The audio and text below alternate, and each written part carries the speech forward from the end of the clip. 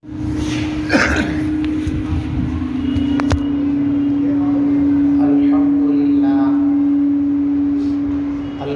لله نحمده ونستعينه ونستغفره ونؤمن به ونتوكل عليه ونعوذ بالله من شرور أنفسنا ومن سيئات أعمالنا من يهده الله فلا مضل له ومن يضلله فلا هادي له ونشهد أن لا إله إلا الله وحده لا شريك له ونشهد أن سيدنا ومولانا محمدا عبده ورسوله صلى الله تعالى عليه وعلى آله وأصحابه وبارك وسلم أما بعد أعوذ بالله من الشيطان الرجيم بسم الله الرحمن الرحيم ما آتاكم الرسول فخذوه وما نهاكم عنه فانتهوا واتقوا الله إن الله شديد العقاب صدق الله العظيم. بزرگان محترم، پیارے بھائیوں، اللہ تبارک و تعالیٰ نے تمام مسلمانوں کو یہ بات ضروری قرار دی ہے کہ رسول پاک صلی اللہ علیہ وسلم کی پیروی کریں. جن کاموں کو کرنے کے لیے رسول پاک صلی اللہ علیہ وسلم حکم فرمائیں ان کاموں کو ضرور کریں، اور جن کاموں سے رسول پاک صلی اللہ علیہ وسلم منع فرما دیں ان کاموں کے قریب بھی مسلمان کو نہیں جانا چاہیے. حضور پاک صلی اللہ علیہ وسلم کے جو صحابہ تھے، اللہ تبارک و تعالیٰ نے یہ خوبی اور کمال ان کے اندر اعلیٰ درجے کا پیدا فرما دیا کہ حضور پاک صلی اللہ علیہ وسلم جو کچھ فرماتے تھے بغیر کسی انتظار کے، بغیر کسی ٹال مٹول کے، حضرات صحابہ کرام وہ کام فوراً کر لیا کرتے تھے. ادھر آپ کی زبان مبارک سے کوئی بات نکلی، ادھر صحابہ کرام فوراً اس کو عمل میں لے آتے تھے. ان کا حال ہمارے جیسا نہیں تھا کہ ہم اللہ کی اور اللہ کے رسول صلی اللہ علیہ وسلم کی سینکڑوں ہزاروں باتیں سنتے رہتے ہیں، سناتے رہتے ہیں، لیکن سال ہا سال سننے اور سنانے کے باوجود بھی ہماری عملی زندگی کے اندر کوئی تبدیلی پیدا نہیں ہوتی ہے، کوئی انقلاب پیدا نہیں ہوتا ہے. یہ ہماری کمزوری ہے.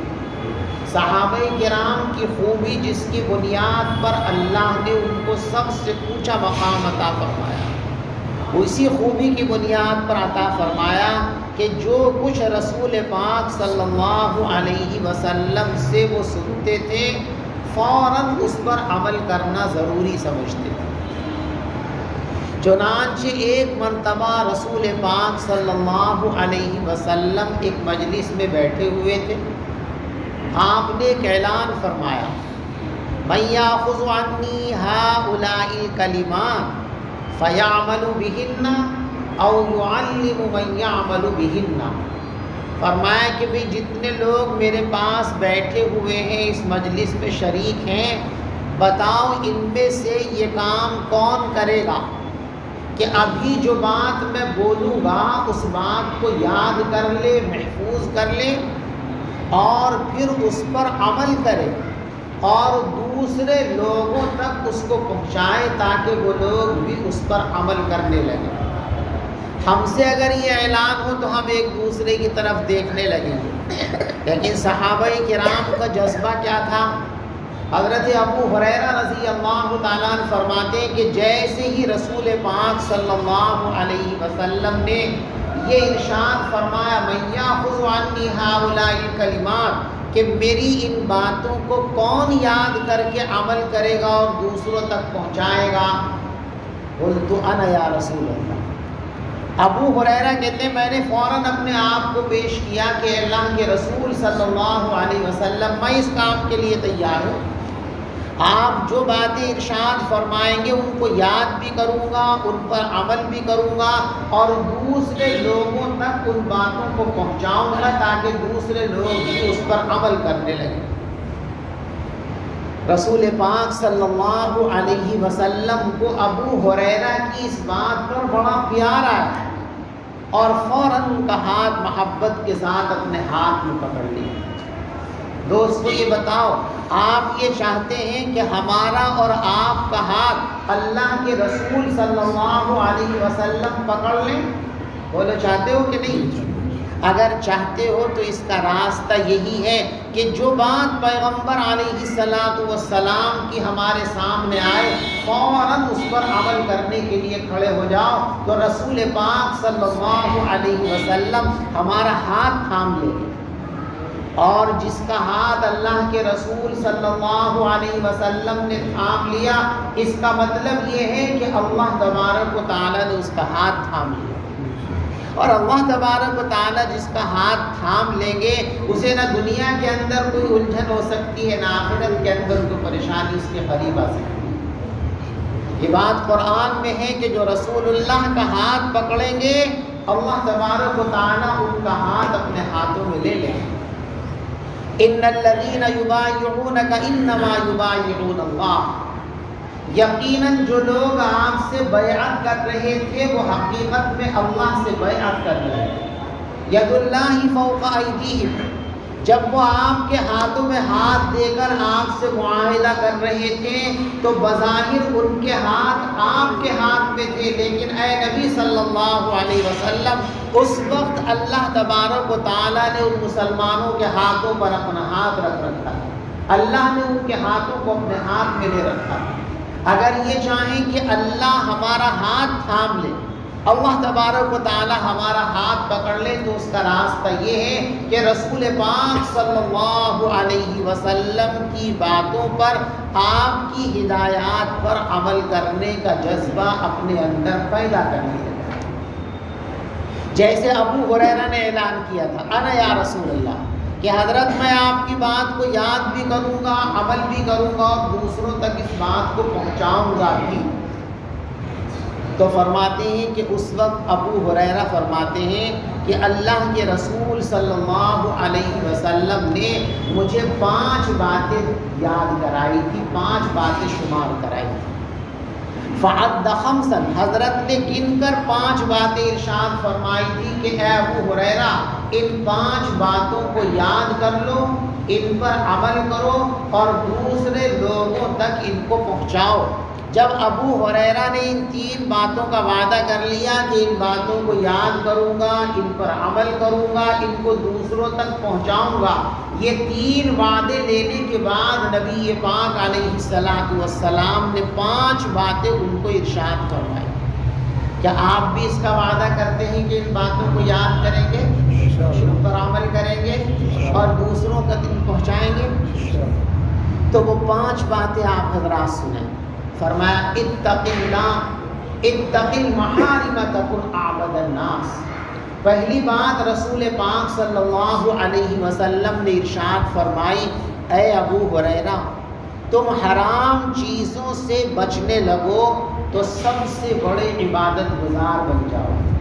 سب سے بڑی عبادت یہ ہے کہ انسان خود کو حرام چیزوں سے بچائے، اور مسلمان کی شان تو یہ ہونی چاہیے کہ حرام تو بہت بڑی چیز ہے، جس چیز کے بارے میں ذرا شبہ بھی پیدا ہو جائے، ذرا سا تردد بھی پیدا ہو جائے، ایک مسلمان کو اس کے بھی قریب نہیں جانا چاہیے۔ بخاری شریف میں نبی پاک علیہ السلام کی حدیث ہے، الحرام بین والحلال بین، کہ کچھ چیزیں وہ ہیں جو صاف طور پر حرام ہیں، کچھ چیزیں وہ ہیں جو صاف طور پر حلال ہیں، وَبَيْنَهُمَا مُشْتَبِهَاتٌ، اور ان دونوں کے درمیان کچھ چیزیں مشتبہ ہیں جن کو دیکھنے سے لگتا ہے کہ شاید یہ حرام ہو، کبھی دیکھنے سے لگتا ہے کہ شاید یہ حلال ہو۔ فَمَنِ اتَّقَى الشُّبُهَاتِ، بس جو آدمی مشتبہ چیزوں سے بھی اپنے آپ کو بچا لے گا فقد استبرأ لدینہ وعرضہ، اس نے اپنا دین بھی بچا لیا، اس نے اپنی آبرو بھی بچا لی۔ اور جو آدمی مشتبہ چیزوں سے بچنے کا اہتمام نہیں کرتا، ایک دن وہ حرام کاموں کے اندر مبتلا ہو کر رہے گا۔ رسول پاک صلی اللہ علیہ وسلم نے اس کو ایک بہت دیہات کی مثال کے ذریعے سمجھایا۔ فرمایا کہ دیکھو، کوئی آدمی اپنی بھینسوں کو، اپنے جانوروں کو اپنے کھیت کے اندر چرا رہا ہے، تو اپنے کھیتوں میں چرانا اس کے لیے جائز اور حلال ہے، اور دوسرے کے کھیتوں کے اندر چرانا ناجائز اور حرام ہے۔ اس کے اور دوسرے کے کھیت کے اندر جو ڈول لگی ہوئی ہے، مینڈ لگی ہوئی ہے، اگر یہ اپنے جانوروں کو ڈول کے اوپر چگائے گا، مینڈ کے اوپر چگائے گا، تو کسی نہ کسی وقت اس کے جانور، اس کی بھینسیں دوسرے کے کھیت میں داخل ہو کر کے، کیونکہ یہ چرواہا انسان ہے، پیشاب پخانے کے لیے جا سکتا ہے، کھانے پینے میں مشغول ہوگا، سوئے گا، آرام کرے گا، ذرا غفلت ہوگی، جانور دوسرے کھیت میں چلا جائے گا۔ اور اگر یہ اپنے جانور کو ڈول سے بچا کر کے رکھتا ہے، دور رکھتا ہے، تو گرچہ ڈول تک جانے کی گنجائش تو ہے لیکن خطرہ ہے، اس لیے دور رکھتا ہے۔ تو اگر یہ تھوڑی دیر کے لیے سو بھی گیا، پیشاب پخانے کی ضرورت میں لگ گیا، کھانے پینے میں لگ گیا، اور اس کے جانور تھوڑے بہت آگے بڑھ بھی گئے، تو زیادہ سے زیادہ ڈول تک جائیں گے، اپنے کھیت میں رہیں گے۔ تو یہ جو ہمارا نفس ہے، یہ بھی ایک جانور ہے، اس کو ہر وقت نگرانی کی ضرورت ہے، لہذا مشتبہ چیزوں سے بھی اس کو بچانا ایک مسلمان کا فرض ہے، تاکہ حرام چیزوں کے اندر یہ مبتلا نہ ہو جائے۔ تو فرمایا اتق المحارم تکن اعبد الناس، اے ابو ہریرہ، اللہ نے جن چیزوں کو حرام قرار دیا ہے، تم اپنے آپ کو ان چیزوں سے بچانے کا اہتمام کرو، تو تم دنیا کے سب سے بڑے عبادت گزار بن جاؤ۔ تو پہلا سبق ہمارا دوستو کیا ہے اس حدیث میں؟ حرام چیزوں سے بچنا۔ اب ہم ذرا اپنے معاشرے پر نظر ڈالیں کہ کتنے حرام کاموں کے اندر ہم لگے ہوئے ہیں۔ جھوٹ ہم بولتے ہیں، غیبت ہم کرتے ہیں، چغلیاں ہم کرتے ہیں، گالیاں ہم دیتے ہیں، کم ہم تول رہے ہیں، ناپنے میں کمی ہم کر رہے ہیں۔ یہ سارے کام مسلمانوں کے اندر ہو رہے ہیں کہ نہیں ہو رہے؟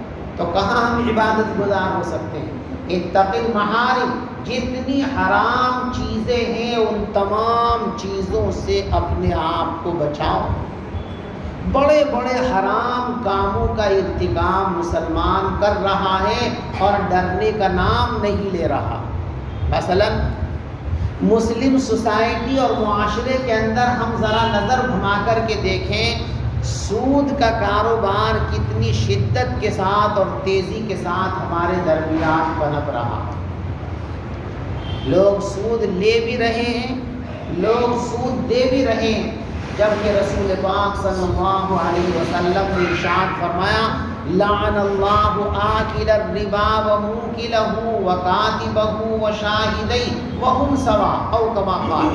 فرمایا کہ سود لینے والا، سود دینے والا، سود کے معاملات کو لکھنے والا اور سود کے معاملات کے اندر گواہ بننے والا، ان سب پر لعنت ہے، اللہ سب کی حفاظت فرمائے۔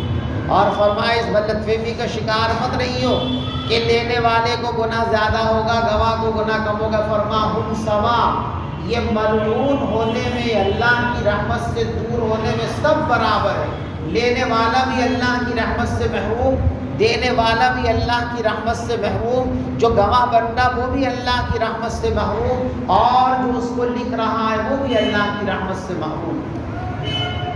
اللہ تبارک و تعالیٰ کی نگاہ میں یہ گناہ کتنا بڑا ہے مسلمانوں، ذرا سوچو۔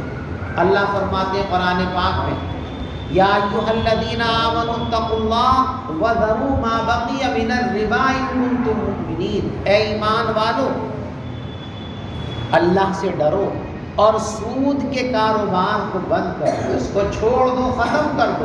فإن لم تفعلوا، اور اگر تم نے ایسا نہ کیا، سود سے باز نہ آئے، تو فرمایا فأذنوا بحرب من اللہ ورسولہ، تو اللہ سے اور اللہ کے رسول سے جنگ کرنے کے لیے تیار ہوگا۔ گویا سود پر جمے رہنا، سود کے لین دین میں خود کو ملوث رکھنا، یہ اللہ اور اللہ کے رسول صلی اللہ علیہ وسلم سے جنگ کرنا ہے۔ بتاؤ یہ کسی مسلمان کا کام ہو سکتا ہے؟ کسی مومن کا کام ہو سکتا ہے؟ اور جو اللہ سے لڑے وہ دنیا کے اندر خیر سے رہ سکتا ہے، آخرت کے اندر وہ عذاب سے بچ سکتا ہے؟ اس لیے فرمایا کہ سود ایک حرام چیز ہے، اس سے بچو، اس سے معاشرے کے اندر تباہیاں آتی ہیں، بربادیاں آتی ہیں، اور اللہ تبارک و تعالیٰ کا غضب نازل ہوتا ہے۔ آج لوگوں نے سود کی نئی نئی شکلیں اختیار کر لی، اس کے نام بدل لیے۔ ایک عام طریقہ لوگوں نے اب چلا دیا ہے، کسی کو پیسے دیتے ہیں 10، 5، 2، 4 لاکھ روپے کہ بھئی ہمیں 10,000 روپے 20,000 روپے مہینہ دے دیا کریو نفع۔ آپ کے نام رکھ لینے سے اس کی حقیقت بدل جائے گی۔ کوئی شراب کو اگر یوں کہے کہ یہ شربت روح افزا ہے تو اس میں مٹھاس پیدا ہو جائے گا؟ شراب تو شراب ہی رہے گی، اس پہ روح افزا کا لیبل لگا دیجئے، اس پر آپ شربت انناس کا لیبل کچھ بھی لگا دو، لیبل سے حقیقت نہیں بدلتی۔ آپ اس کا نام نفع رکھ لیں، اس کا نام پروفٹ رکھ لیں تو اس کی حقیقت نہیں بدلے گی۔ سود ہے، اور یہ مسلمانوں کے اندر تیزی کے ساتھ چل رہا ہے کہ پیسے والے اب 10 روپے سینکڑا اور 20 روپے سینکڑا دینے کے بجائے کہ بھئی یا تو سود ہے یہ تو، اب کیا کر رہے ہیں بھئی ہمارے 20 لاکھ روپے آپ کاروبار میں لگا لو اور جتنا نفع ہو تمہارا، بس ہمیں تو 20,000 روپے مہینہ آپ نفع دے دیا کرو۔ اچھی طرح کان کھول کر کے سن لو، یہ نفع نہیں، سود ہے، سود، اور سود لینا یہ اللہ تبارک و تعالیٰ سے جنگ کرنا ہے۔ اس لیے فرمایا اتق المحارم، جتنی چیزوں کو اللہ تبارک و تعالیٰ نے حرام قرار دیا ہے ان تمام چیزوں سے اپنے آپ کو بچانے کی فکر کرو۔ اور اب تو ہمارا حال یہ ہو گیا ہے دوستو کہ ہم عبادتوں کے نام پر جو کام کر رہے ہیں اس میں بھی سینکڑوں گناہوں کو شامل ہم کر رہے ہیں۔ مثلا ہم اپنی بیٹی کی شادی کرتے ہیں، اپنے بیٹے کی شادی کرتے ہیں اور اس کے لیے کارڈ چھپواتے ہیں تو اس پہ کیا لکھواتے ہیں؟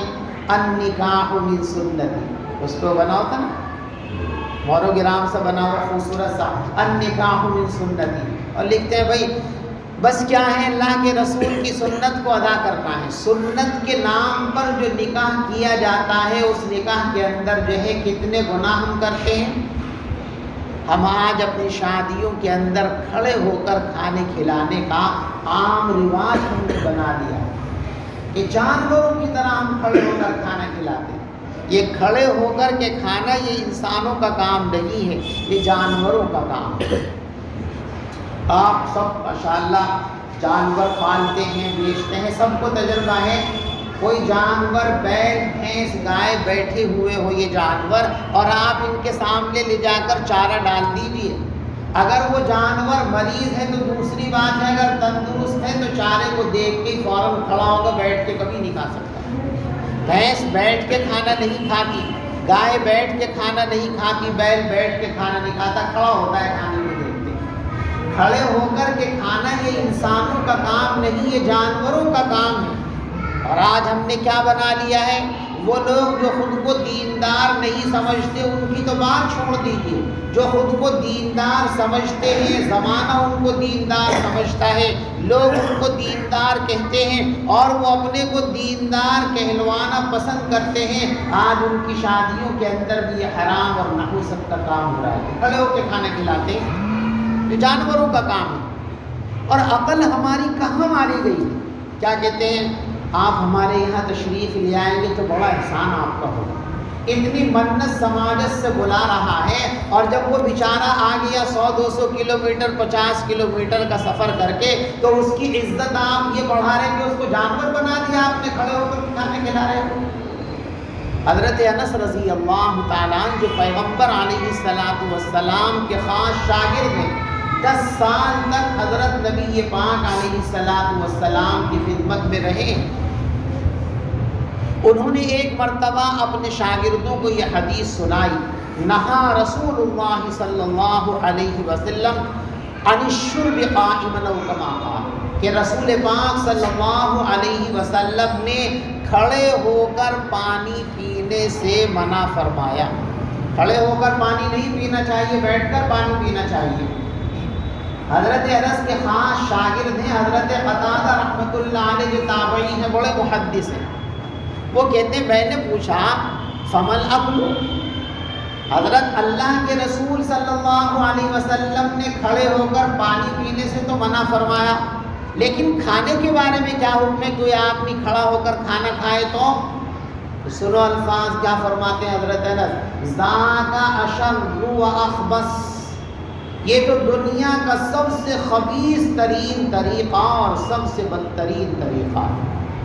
جس چیز کو رسول پاک صلی اللہ علیہ وسلم نے منع فرمایا ہو اور جس کو صحابہ سب سے خبیث اور سب سے شریر بات بتا رہے ہوں، آج ہم اس کو فخر کے طور پر لے رہے ہیں۔ اگر بٹھا کے کھانا کھلاتے ہیں تو وہ تھرڈ کلاس کی تقریب مانی، بھائی یہ فنکشن بڑھیا والا نہیں ہے، ویسے گرے بڑے لوگوں کا ہے، اور جانوروں کی طرح کھڑے ہو کر بھاگے پھر رہے ہیں، کھانے کی پلیٹ ہاتھ میں لے کر، اسٹینڈرڈ پروگرام ہے۔ ہمارے نزدیک حیوانیت اسٹینڈرڈ بن گیا ہے اور انسانیت کو ہم نے ذلیل بنا لیا ہے۔ تو ایسی صورت میں اللہ اگر ہم کو ذلت و خواری کے اندر نہ دھکیلے گا تو اور کیا ہمارا ہوگا؟ یاد رکھو ان حرام چیزوں سے بچو۔ ہم شادی کرتے ہیں، کارڈ میں لکھتے ہیں النکاح من سنتی، نکاح سنت ہے، اور جب سے نکاح کے مسائل معاملات شروع ہوتے ہیں حرام کام شروع کر دیتے ہیں۔ رنگ جائے گا، چٹھی جائے گی، لال خط جائے گا، ساری وہ چیزیں جو ہندوؤں اور کافروں کے اندر ہوا کرتی تھی وہ اب سب چیزیں مسلمانوں کے اندر ہو رہی ہیں۔ آپ نے کبھی صحابہ کی زندگی میں لال خط کا تذکرہ سنا ہے؟ صحابہ کرام کی زندگی میں کبھی منگنے کا آپ نے تذکرہ سنا ہے؟ انگوٹھی پہنانے کا تذکرہ کہیں سنا ہے آپ نے؟ آپ نے جو گانٹھیں بیچنے کا تذکرہ کہیں سنا ہے پیغمبر علیہ الصلوۃ والسلام کے صحابہ میں؟ اگر سنا ہو تو بتاؤ، کہیں زندگی میں کوئی ایسی حدیث روایت آپ نے پڑھی ہے کہ صحابہ کرام کے یہاں ایسا ہوا کرتا تھا؟ پھر تم کیسے مسلمان ہوں گے؟ تمہارے اندر یہ ساری چیزیں ہو رہی ہیں، ان سے بچاؤ اپنے آپ۔ عجیب عجیب حماقتیں اور ایسی ایسی حرکتیں ہم کر رہے ہیں کہ شرم آتی ہے ان باتوں کو بولتے ہوئے۔ بے غیرتی کی انتہا ہو گئی۔ جس لڑکی کو ہم دلہن بنا کر اپنے گھر لاتے ہیں وہ قابل احترام اور قابل عزت ہے کہ نہیں ہے؟ بولو، وہ ہمارے گھر کی آبرو ہے نا، وہ ہمارے گھر کی عزت ہے، وہ ہمارے گھر کا ایک نور ہے۔ اور مسلمانوں کی غیرت کا جنازہ یہ نکل گیا ہے کہ اس کا گھونگھٹ، اس کا منہ سب سے پہلے اس کے شوہر سے پہلے بھی ایک اجنبی آدمی دیکھتا ہے۔ ہوتا ہے کہ نہیں ہوتا؟ ویڈیو بنی، جب وہ اپنی میکے سے چلتی ہے وہیں سے ویڈیو بن کے آ رہی ہے، وہ گھر پہ اتر گئی، اب اس کی ساری چیزوں کو ویڈیو کے اندر قید کون کرتا ہے؟ اس کے شوہر سے پہلے بھی اس کے زیور پر، اس کے کپڑوں پر، اس کے لباس پر، اس کی ساری چیزوں پر ایک فاسق فاجر جو بازاری آدمی ہے وہ نگاہ ڈالتا ہے، وہ دیکھتا ہے، اور ہم بڑے خوش ہوتے ہیں کہاں ہماری غیرت بڑھ گئی۔ کس قدر غیرت کے خلاف ہے یہ بات۔ کھانا کھلا رہے ہیں ویڈیو بن رہی ہے، مہمان آ رہے ہیں ویڈیو بن رہی ہے۔ کیوں بھائی؟ کوئی CID کا کام کر رہے ہو، جاسوسی کر رہے ہو، ان کو پکڑ کے بند کرو گے کہ تم نے ہمارے گھر کھانا کھایا تھا، آ جاؤ۔ کس لیے فوٹو کھنچواتے ہو؟ کیوں بنواتے ہو ویڈیو؟ اس کا مقصد کیا ہے سوائے اپنے آپ کو جہنم میں دھکیلنے کے؟ کیا اس کا مقصد ہو سکتا ہے؟ رسول پاک صلی اللہ علیہ وسلم نے ارشاد فرمایا ان اشد الناس عذابا یوم القیامت المصورون، او کما قال صلی اللہ علیہ وسلم۔ قیامت کے دن سب سے سخت ترین عذاب ان لوگوں کو ہوگا جو فوٹوگرافی کراتے ہیں، تصویر بناتے ہیں اور بنواتے ہیں۔ آج مسلمانوں کے اندر یہ کام عام ہو گیا۔ کیا یہ چیزیں جائز ہیں؟ کسی مفتی اور کسی مولوی نے آپ کو یہ فتویٰ دیا ہے کہ یہ کام جائز ہے اس لیے کر لیا کرو؟ پھر کس بنیاد پر تم یہ کام کرتے ہو؟ نبی تو تم سے یہ کہتا ہے اتق المحارم، حرام چیزوں کو چھوڑ دو، اور تم مسلمان ہونے کے بعد بھی ان حرام چیزوں کے اندر لگے ہوئے ہو، تو بتاؤ نبی سے تمہارا رشتہ کیا ہے؟ نبی سے تمہارا تعلق کیا ہے؟ کل کون سا منہ لے کر تم نبی علیہ السلام سے حوض کوثر پہ جا کر پانی کا پیالہ مانگو گے؟ اور کیوں تم کو دیا جائے گا وہ پیالہ؟ نبی کی سنتوں کا جنازہ نکالو، حرام کام کا ارتکاب کرو، اور پھر یہ توقع رکھو کہ جام کوثر تمہارے ہاتھوں میں دے دیا جائے گا؟ یہ جہالت کے سوا اور کچھ نہیں ہو سکتا میرے دوستوں۔ پیغمبر علیہ السلام نے ارشاد فرمایا رب کاسیات عاریات مائلات ممیلات، فرمایا کہ قیامت سے پہلے ایک دور ایسا آئے گا کہ بہت ساری عورتیں ایسی ہوں گی کہ لباس پہنے ہوئے ہوں گی، لیکن لباس پہننے کے بعد بھی وہ ننگی ہوں گی۔ آج ہمارے گھروں کے اندر یہی لباس ہے، اور شادی میں تو گویا پردہ کرنا حرام ہے۔ بڑے بڑے دینی اور بڑے بڑے پردے اور غیرت والے گھرانوں کی عورتیں دوپٹے کو علیحدہ کر دیتی ہیں، برقعے کو علیحدہ کر دیتی ہیں، اور مردوں کے اندر بے تحاشا یوں ہی آتی اور جاتی ہیں۔ پیغمبر علیہ السلام نے ارشاد فرمایا لا يدخلن الجنہ، ایسی عورتوں کو جنت میں داخل ہونے کا موقع نہیں دیا جائے، اور فرمایا داخلہ تو بہت دور کی بات ہے، ولا یجدن ریحہا، ایسی عورتیں جنت کی خوشبو بھی نہیں پا سکیں گی، جبکہ جنت کی خوشبو معلوم ہے کتنی دور تک پہنچتی ہے۔ ایک حدیث میں فرمایا کہ اگر کوئی آدمی جنت سے اتنی دور کھڑا ہو کہ جنت کے اور اس کے درمیان پورے 40 سال کے سفر کی دوری، وہاں سے یہاں تک آنے میں اس کو 40 برس گزر جائیں چلتے چلتے، جو جنت سے اتنی دور کھڑا ہوا ہے اس کو بھی جنت کی خوشبو پہنچ جائے گی۔ لیکن یہ عورتیں جو ننگے سر گھومتی ہیں، یہ عورتیں جو بغیر دوپٹے کے گھومتی ہیں اور تقریبات کے اندر ایک ننگے پن کو عام بنا دیا ہے، فرمایا کہ جنت میں داخل ہونا تو بہت دور کی بات ہے، ایسی عورتوں کو جنت کی خوشبو تک سے محروم کر دیا جائے۔ اس لیے میرے دوستو حرام چیزوں سے بچو، شادیوں کو رسول پاک صلی اللہ علیہ وسلم کی سنتوں کے مطابق کرنے کی کوشش کرو، اسی میں برکت آئے گی، اسی میں خیر آئے گی۔ ہمارے آقا حضرت محمد مصطفیٰ صلی اللہ علیہ وسلم جو فرما گئے ہیں، دوستو بتاؤ وہ باتیں سچی کی جھوٹی تھی؟ سچی تھی نا یا جھوٹی تھی؟ اگر جھوٹی ہو تو چھوڑ دو، عمل مت کرو، اور اگر سچی ہے تو ان پر عمل کرنا چاہیے کہ نہیں کرنا چاہیے؟ ان میں شک کرنا چاہیے؟ ان پر تو جان دے دینی چاہیے۔ آقا نے فرمایا ان اعظم النکاح برکتا ایسرہ الاولی، سب سے زیادہ برکت والا نکاح دنیا کے اندر وہ ہے جس میں خرافات کم سے کم کی گئی۔